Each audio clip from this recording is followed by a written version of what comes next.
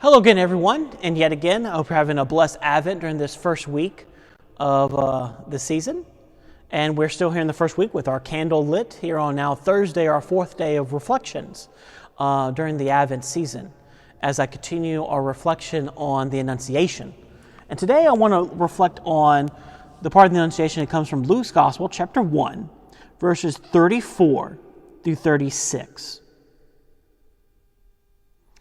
And Mary said to the angel, "How can this be, since I have no husband?" And the angel said to her, "The Holy Spirit will come upon you, and the power of the Most High will overshadow you. Therefore the child to be born will be called Holy, the Son of God. And behold, your kinswoman Elizabeth, in her old age, has also conceived a son. And this is the 6th month with her who is called barren. For with God nothing will be impossible." So let's look at this passage right quick. And I think at some time or another, all of us in our faith has asked a question similar to Mary. How can this be? How can this be possible? It's difficult to understand that. I know I've asked that in my own prayer time before too. How is it possible for God to do these great things in our lives? As Mary asked, I have no husband. How can it be possible? And on our own, it is impossible. In our own individual, finite ways, a lot of the things that God promises and the graces He gives and the faith He bestows upon us, all that be impossible on our own. But notice what the angel Gabriel says to Mary. The Holy Spirit will come upon you. That's basically the way the angel Gabriel is saying to her is saying, it's not going to be on your own.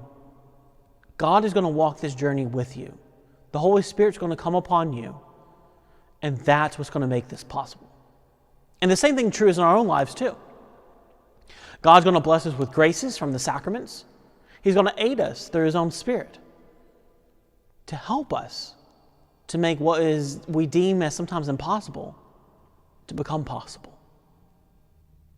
So the question we can reflect on and ask ourselves today is, in what ways do we need to depend on God instead of ourselves?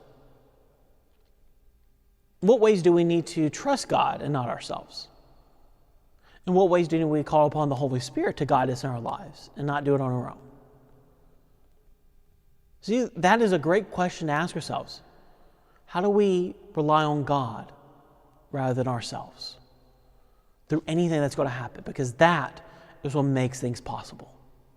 For as the angel says, nothing is impossible for God.